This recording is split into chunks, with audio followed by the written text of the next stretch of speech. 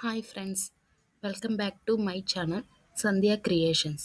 ఈరోజు మనం ఛ గుణింతము మరియు వాటి పదాల గురించి తెలుసుకుందాం.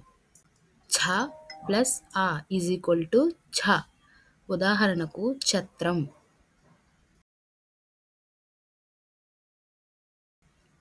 ఛ ప్లస్ ఆ ఈజ్ ఈక్వల్ టు ఛ.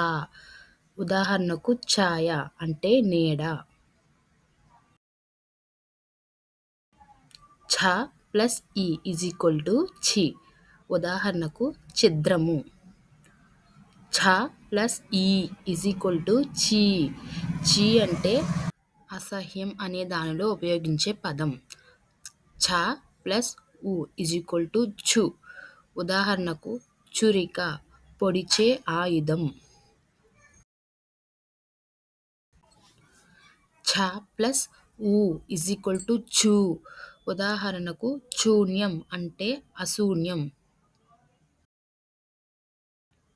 ఛ ప్లస్ అరు ఈజ్ ఈక్వల్ టు చ్రు.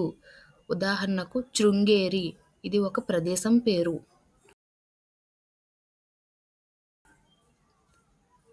ఛ ప్లస్ ఏ ఈజ్ ఈక్వల్ టు ఛే అంటే చెంప, చెవికి దగ్గరలో ఉండే భాగం. ఛ ప్లస్ ఏ ఈజ్ ఈక్వల్ టు ఛే, చేరి, గ్రామం లేదా బస్తీ. ఛ ప్లస్ ఐ ఈజ్ ఈక్వల్ టు ఛై, చైత్రం, తెలుగు సంవత్సరంలో ఇది ఒక మాసం.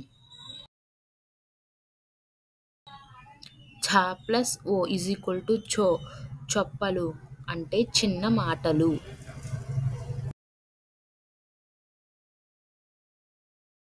ఛ ప్లస్ ఓ ఈజ్ ఈక్వల్ టు ఛో, చోరులు అంటే దొంగలు. ఛ ప్లస్ ఔ ఈజ్ ఈక్వల్ టు ఛౌ, చౌక అంటే తక్కువ ధర.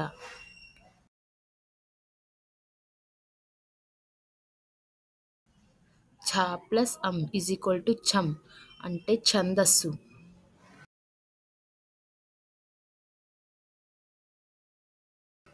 ఛ ప్లస్ అహ ఈజ్ ఈక్వల్ టు ఛహ. దివ్యమైన ప్రవచనాలలో దీనిని వాడతారు.